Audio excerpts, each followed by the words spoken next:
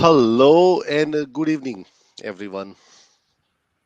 This is Naish coming to you from Melbourne, and as you can see, I'm still struggling with last leg of COVID. I've still got lingering cough, so I've got my water bottle and a lozenges in my mouth, and I will probably do less talking today and allow KB to take the center stage. But it's good um, to be back on a different time. Uh, we are trying out couple of different times in order to make sure that we continue our tradition of career care package. KB, I would probably suggest you take over from now. I'll Okay. drink some water.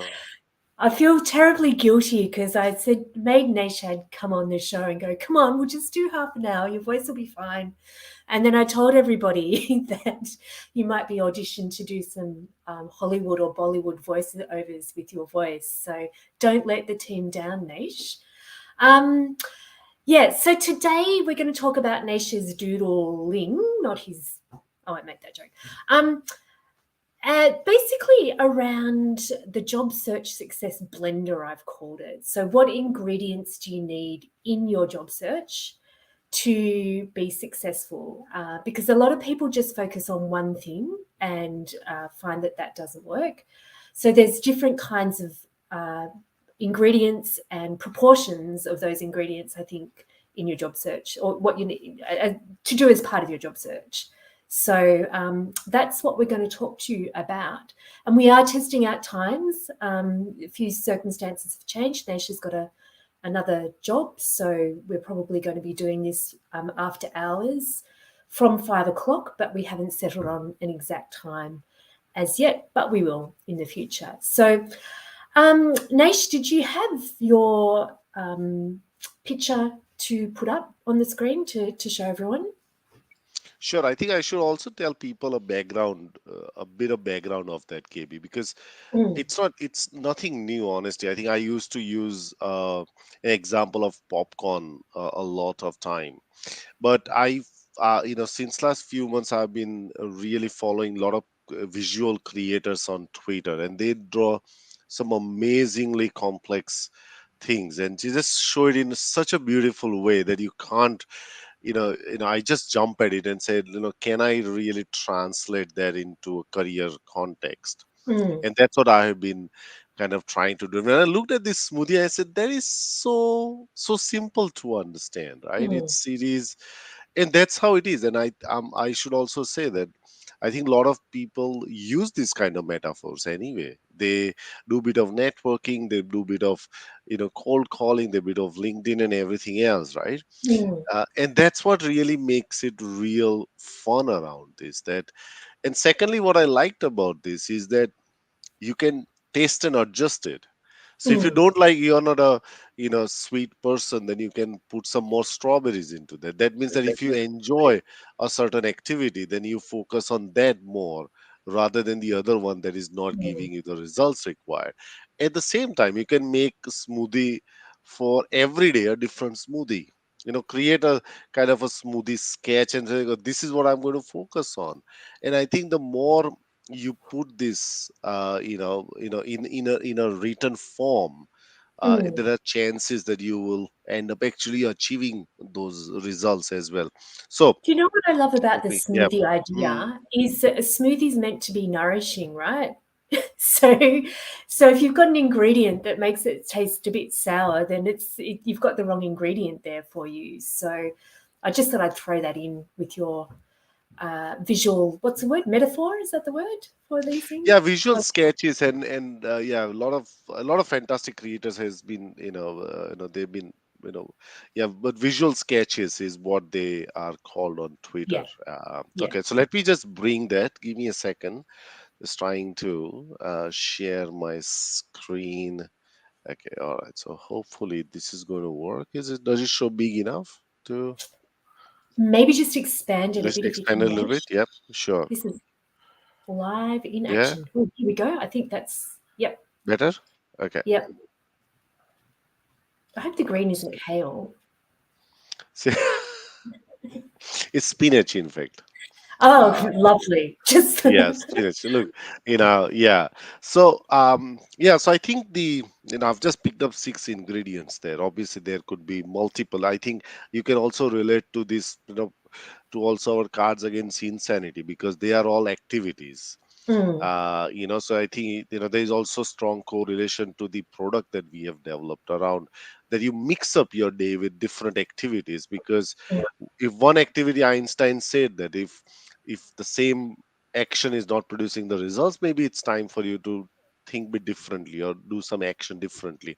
And mm, sometimes you have to drop, sometimes you have to say, you know what, I had enough of healthy juice, right? I'm going to drop it off sometimes and I'm just going to focus on, I don't know, mango mm, and banana today, right? So I think there is, that's what I feel that it's required, that you bring the balance that you think is required, mm, and what works for you, and that's what this is based on. Secondly is that, why this has picked up this particular visual sketch, KB, because it is so simple to understand, mhm, and I think our job search should also be simple. mm, It should not be complicated. That's why if you look at our cards against insanity, remember, KB, we created a one page job search action plan, mm, and we give you a template to really create like a single page mm. job search plan as well. KB, I'll probably ask you to take over while I get a sip of water.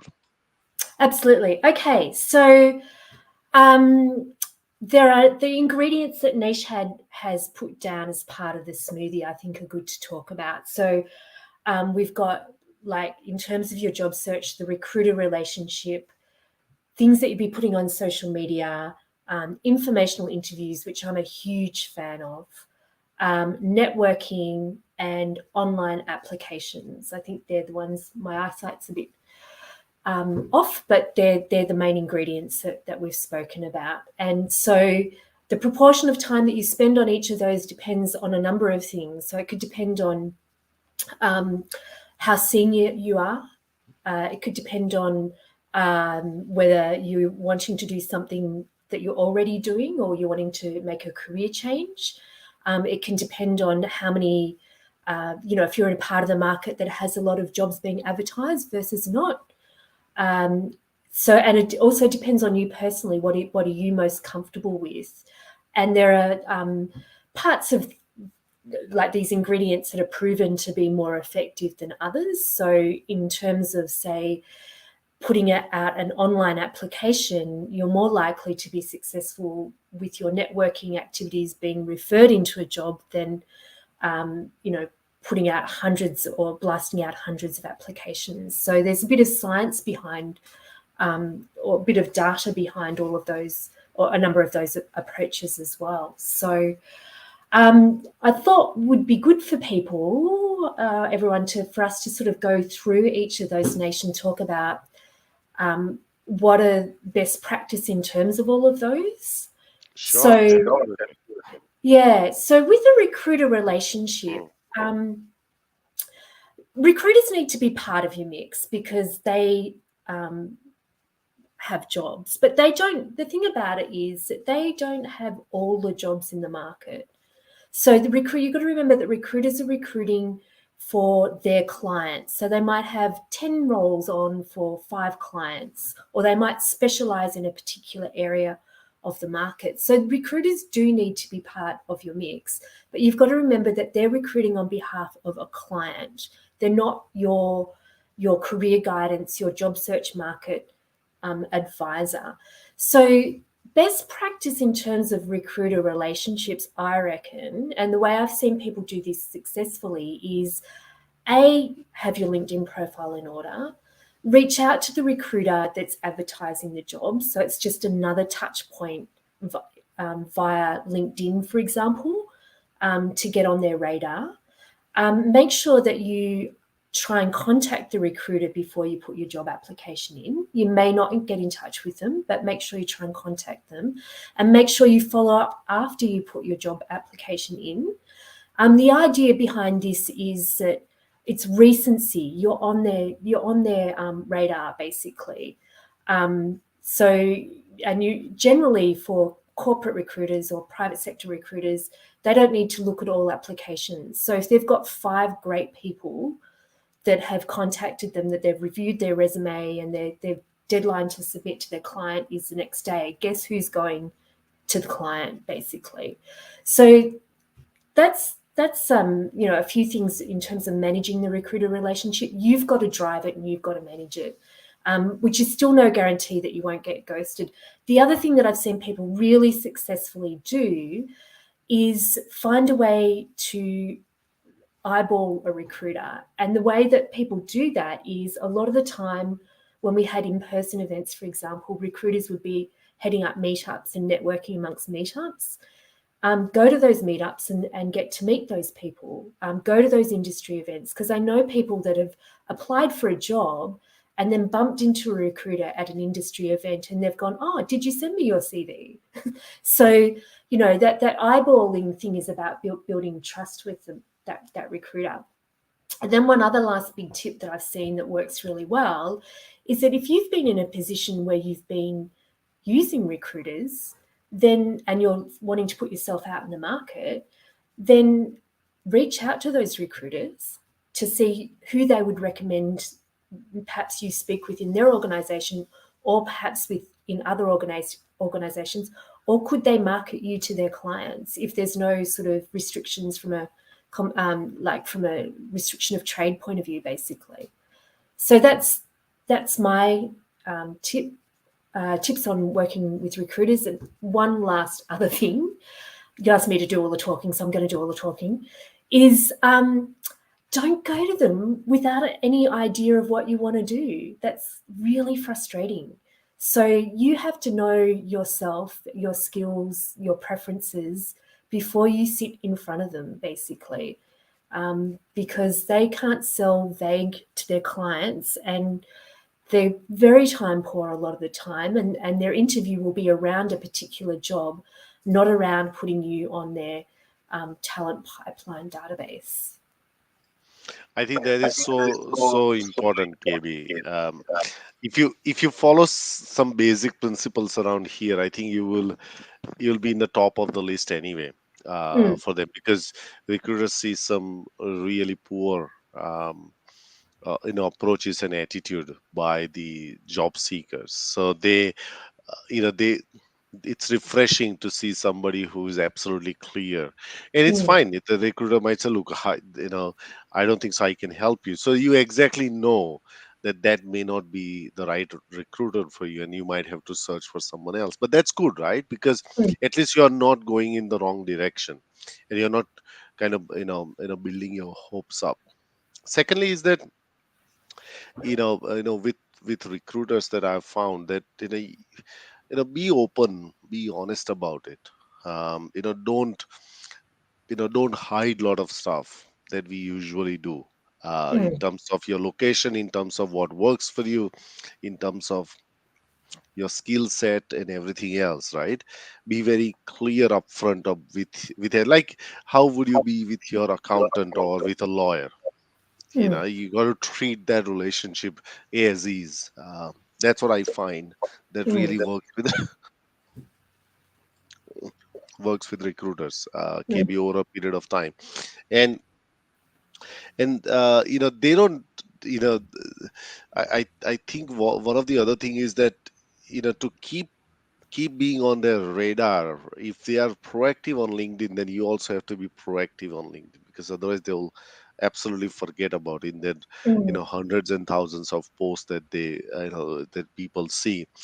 Secondly, I would suggest that don't, when recruiter post a job on LinkedIn, say, I'm looking for such and such, blah blah blah. Don't say, hey, come and check my profile, or mm, don't tag people, and or say, or publicly say, look, hey John, I've sent you my resume 2 days back, I haven't heard back anything. mm, So avoid saying those kind of stuff, right? Rather than that, look, LinkedIn gives you such a fabulous feature of video. You can actually mm, create a video message for 30 seconds of yourself. mm, John, I've just seen this job and it seems, like a hand in glove for me. Would you be happy to have a quick chat with me about this? I know you'd be busy, so I thought I'll probably just send you a 30 seconds video message. Speak to you soon. That itself will make you stand out straight mm, away. We don't use that video option often, but I mm, feel that there is, with recruiters, there's, as you said, they're time poor. They would rather see a 15-20 seconds video straight away rather than browsing through 600 words of your LinkedIn message. mm. Absolutely. So, in order to save your voice, I'll go on to the next one, Nation. We're talking about social media. And I suppose, like, the main part of getting your social media in order is getting your LinkedIn profile in order. And I was talking to somebody today about how this is a market where there are a lot of jobs, but I don't think that this is a market where a lot of people who want to change their jobs are putting their hands up or signaling to the market. And you can see that by what's on LinkedIn profiles. I was looking at some senior executive LinkedIn profiles today, CEO and COO of some major Australian companies. Um, and you cannot, like, you get more information off their bio on a website than you do on their LinkedIn profile. They look like completely different people. So the reason I'm saying that is that this is a market where you actually want to be out and if you're looking for a job, um, you want to have what you want or what you can offer in some way on your LinkedIn profile, and you want your LinkedIn profile to be filled out so you can be picked up in the searches that you want to be picked up on. So, and there's some basic things on your profile, like having a photo, having a banner, having your experience section filled out, having your about section filled out, having some keywords that people use to commonly search for you. That you don't have to be broadcasting to the world about I want to make a career U-turn or step up, but it just makes you easy to find and easy to relate to. Um, and then also, if you're using LinkedIn to network, then people don't have to second guess what it is the value that, what value you can bring to the market, basically.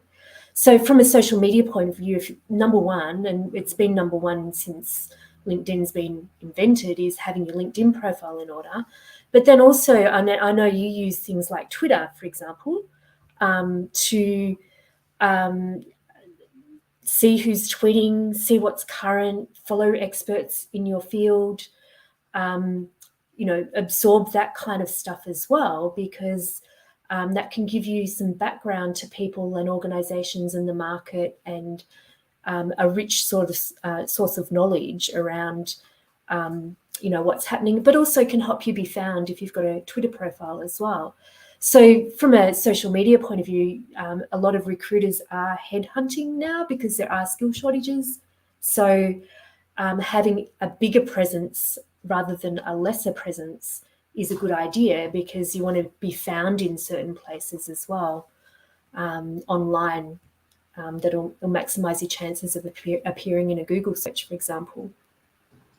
And I think we got to look at social media in the context of it's um, kind of amplifying platform for Mm, yourself. It just reduces the time that usually it used to take for you to to tell people that how amazing you are.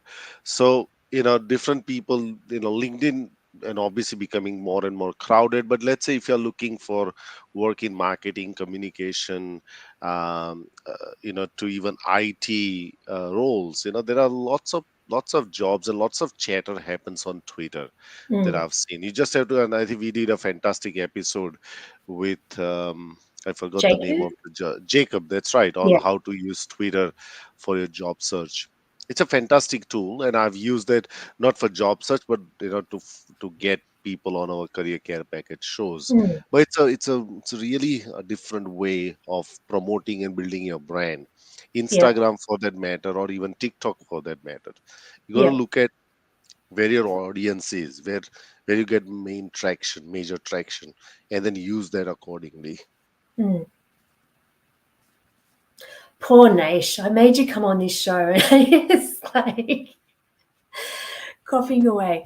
The other thing about Twitter and also about LinkedIn is that you can follow experts. So, you know, there's so much great advice out there from career experts, there's great advice from people within your field. There are always people, there are generally, from my observation, you know, 3 or 4 people in a sector that are actively promoting best practice or disrupting that sector. So there are people that may have a LinkedIn group, they may have a podcast, they might have a live stream, they might blog fairly regularly on LinkedIn.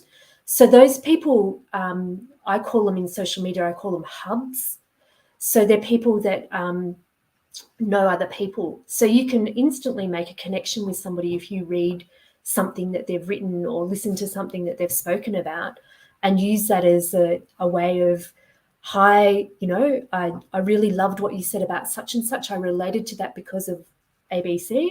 I'd really love to be connected up with you on LinkedIn, and I was hoping I could seek your advice. So there's lots of people. You can not only just use social media yourself, but you can observe who's really genuinely connected and contributing in that space as well. So the one, oh, sorry, you're going to say something else, No, no, no. I Naish? think I think that's absolutely right. I, even on LinkedIn too. One of the thing that not many people have seen KB uses that is the search function for posts. Because that Ah, goes yes. into lots and lots of, if I'm looking for a business analyst role, I can do like hashtag business analyst, hashtag Melbourne, and it Mm, throws up so many interesting things that normally don't people use it. So if you search that, and then when you click on search, it will give you post or content, and then I think it give you post, people, organization, everything. So if you mm, click on post, it will throw you all those jobs and everything that people have been talking about it. And mm, those are, in a way, kind of, it's a gold mine, because not mm, all the recruiters would go and seek and post the job out there, because it's quite an expensive affair. It's not an mm, easy, it's not a, kind of, cheap affair for them to post a job online and inundated with resumes. They rather post it on LinkedIn, wait for a day or two to see what response do they get, and then go to the next level. mm.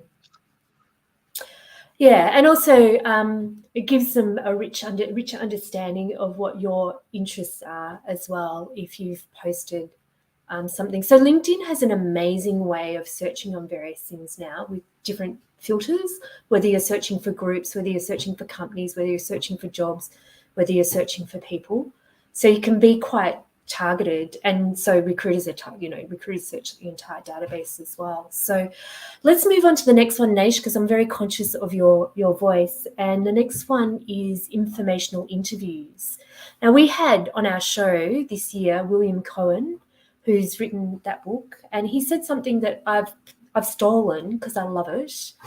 And I'm, you know, talk to my clients as well, which is about informational interviews. And it's like, if you go seek a job, you'll get advice. If you go seek advice, you'll get a job. And generally, that's a lot of the time what happens with an informational interview. So if you don't know what this is, it's basically the act of seeking advice from someone. But the purpose behind it is you're seeking to make a connection with that person. You're seeking to build trust with that person. And what generally happens if you've done that meeting right is that you will be asked at the end of it, or you will get an opportunity to say what you're looking for. So it's a very natural conversation where you might get to pitch at the end around what it is that you're specifically looking for. And I've been redesigning the online program, the Straight to Shortlist Challenge, and to make it easy for people to conceptualize the idea of an informational interview, I've decided like there's 4 types of people that you should seek out in informational interviews. One of them is future you. So it's a person doing what you want to do in your sector. So if you're a business analyst, seek out other business analysts. The second person is future boss. So that's somebody that's perhaps one or two levels above you that is probably tasked with finding talent a lot of the time. Um, the third person is the trailblazer. So it's somebody that actually, they're kind of like future you, but there's somebody that's actually done pretty closely something that you want to do. So, for example, if you're wanting to change careers, you could find people that have made that same career change. If you're wanting to find a job in Australia, you find somebody that's come from your part of the world doing what you want to do. That's your trailblazer. And the last person is the hub that we've spoken about before, the person that's connected. So when you're going for an informational interview, they're the types of people that you want to seek out for their advice on, how they did it, what the market values, what organizations are hiring, some fairly questions that they can help you with, because inevitably that act of asking for advice turns into, if you've made the right impression, turns into what are you actually looking to do? Where are you at the moment in terms of your job search or career change? So that's an informational interview, and I think in terms of part of your job search, um, I, that's got to be a big chunk of it from my point of view. Absolutely, could not agree with you more. And if you look at up my timeline, you'll probably be able to see the William Bill's interview. I'll probably put the Mm, link as well, because that was a fantastic analogy that he gave. mm, um, the fourth ingredient is approaching employee. It's a favorite topic of mine. It's something that not many job seekers really do that. I don't know whether they are afraid of talking to a decision maker straight away, or they are not sure how to go about and talk to people. It's mm, a cold calling approach, but you're not cold calling. You research the organization, you find out who the decision maker is by looking at the company website or looking at LinkedIn. But you want to talk to your future boss, as KB just talked about. But you want to go with a plan that, what you have done so far and how your skills are really applicable to their business, or how your skills are relevant to what they are doing. And I think mm. that approach needs a bit of courage, but I'm pretty sure. Sorry. It's okay. It does. I think Sorry. you say it's a cold call, like you say, Nish, but Mm, it's not. It's not in a way, because I don't think any message off LinkedIn is a cold call, because you've always, for example, you've always got a point of connection with people, but it's most successful when it's sincere. Like you've actually looked at the organization and thought about, and you don't even have to be 100% correct. That's the other thing that stops people from doing this. But you've thought about what it is that really appeals to you about that particular organization. And when I've done that with people, it's identifying three areas that you might be able to add value to, their future plans, basically. And again, you might be a bit off the mark in those, but the fact that you've done that speaks volumes. And again, quite often when I've seen people approach organisations directly, there hasn't been anything immediately, and there's not quite something in their realm, but it gets that person thinking, and again, shortcutting time frames, like a recruitment time frame of advertising, shortlisting, phone screening, interviewing, which is all an act of building trust based on nothing. You've kind of bypassed that and gotten to the interview stage pretty much straight away. So I always, you know, advocate for approaching, again, depending on your level too, approaching organisations directly. yeah, absolutely. I think that level is incredibly important. Obviously, if you're looking for a work as a general manager, you would not call. No. But let's say if you're looking for a business analyst or the engineer role, or in an admin assistant role, those kind of entry level, or let's say a mid level role, it is okay for you to, because remember, if you're out there to, I don't know, if you're out there to procure something as big as a home, right? mm, You'd call and you would investigate. You would not just mm, straight away sign a contract. So mm, sometimes it's also investigative work. That one of the thing that I've I don't know, somewhere I read that, call the HR. Usually it's a very counterproductive, because usually HR would say, look, if you got a job, we'll advertise it. But mm, here's, you call the HR and say, look, you might find it surprising that a job seeker is calling you, but I have shortlisted top 10 companies that I want to work with, and you are in one of the top 10 companies. And I really want to understand what your application process and hiring process really looks like. I've seen the website that I know that you're not hiring anyone, but I thought, let me you know put the filler out there with you, so that I get notification when you have the opening available. I'm pretty sure the HR would feel so proud that, hang on, who calls somebody and say, I want to work with your company, and I'm calling you just to figure out, it's not. And I think that really breaks that barrier of that I'm mm, here to sell myself. Hey, I'm here to just investigate that whether what's your process really looks like, or mm, what do you think, am I a great fit for this organization or not, so that I'm better prepared. And if there's a gap, well, it gives me a chance for me to upgrade myself, whether that's a mm, vocational or non-vocational skills. That's mm, another good approach in order to get through to HR. mm. Perfect. So the last bit, and I notice you've coloured it grey. I don't know if that's for a particular reason, but I'm sure it's because it's like big black online hole going down into I just made that up. No, no, Uh, which one are you talking about? This one, the online online application. application. So Yeah. I could not find a gray pencil. It's actually Okay. meant to be ice, but I could not find a gray pencil. So Ah, that's why it is like it. it's like a Unfortunately, cold approach. that's right. That's right. So that's how honestly, I've not segregated them based on the colors and whether that's a hot one and you should do this, and this one you should avoid that. But the Ah, the whole idea of that was probably water, or then yeah, obviously you put water in the end. But there's yeah. but online application, KB is another one that I know it's so easy to apply, right? It's not Hmm. difficult at all. But applying for the right job, and also what we say is that applying within a certain time frame is incredibly important, that I've Mm, seen. If you see mm, a job that is advertised on 1st of April and you saw it today, mm, the chances that they would have already started the interview process are much higher. And you apply for a mm, job today expecting that you're a great fit and you're expecting to receive a response, you would not, because they mm, must have moved on with it. So I think my rule of thumb is that if it's a three more than 3 days old job, you would call them and say, mm, look, am I wasting my time by applying, or should I still take a chance? mm.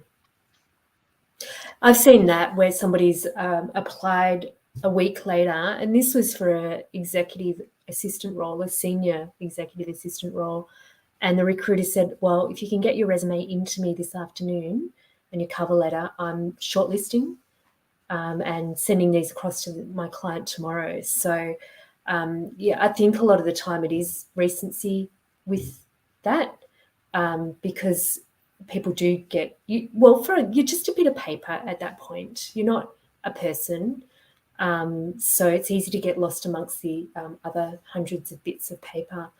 Having said that, I mean, there are things that you I think really do need to do when you're deciding to apply online. And keep in mind that a lot of the time it's not made easy for you. So often, what is in a job advertisement isn't what is actually the job, or the top skill might be listed as 4 or 5, and you think that you've got the top skill, but it's actually that little line at the end that says must have banking experience. It's the most important. So you've really got to, I think, make sure that every application is sincere with that. if you really want to maximize your chances. Um, so it's don't leave anyone guessing as to why you're a fit for that job, if they're looking at your resume. And quite often I've had success where, somebody might have a different job title, but the top of the resume, in the headline, in the kind of little career objective, is like candidate for, and the job name, right? Because then they read the resume with that in mind. So you might be a project manager, but you're going for a business analyst role. If you put applicant candidate business analyst, I'm thinking, when I'm first reading that first quick glance, that you are a business analyst, and I'm looking for that experience in the rest of your CV. So the application really has to speak to the job at hand, to actually be successful. And it is one of those scenarios where you try and, if there's a contact name on the advertisement, there's a contact name there for a reason, and that is to call them, and try and make yourself be more than a bit of paper to that person. Absolutely. Absolutely. All right, so that brings us to the end, and that's partially also because that I think I'm not contributing as much due to my cough. Hopefully, I'll be much better on next week. But it's good to see some. I know there are not many people are commenting on it, just because we are just absolutely answering the unasked questions as well. That's the view that I usually take. But yeah, if you got, as usual, if you got questions, if you got comments about our show, anything, please reach out to me or KB. Happy to answer those questions for you. And yeah, so as KB said, we are trialing out a different time and a day. So right now it's Tuesday at 5 p.m. We'll see if it changes, then we will let you know. But I think, given that how many people I'm seeing that who are attending or watching this, I think that's reasonable. But yeah, if you've got questions about Cards Against Insanity, I'll put the link again on the chat. So go ahead and buy Cards Against Insanity box. And KB. We'll see you next week, but we've got a comment from Stephen Solodki that says, "Love it, healthy smoothie." Sorry, I got confused there because you spun around the screen. So, So yes. thank you, Stephen. Yes, thank you, Stephen. And Naish will be drinking some spinach-filled smoothies by the sounds of it. No What's the lemon, vibe? no Lemon? lemon honey tea. Lemon? Oh, lovely. Yes. Yeah. So All right. hopefully we need to say, everyone stay healthy, stay safe, stay well. You don't need Absolutely. to stay inside unless you're isolating, which seems to be everybody. So, and we'll see you next week. Excellent. Excellent. All right. Bye for now. Bye, everyone. Have a good evening. Bye.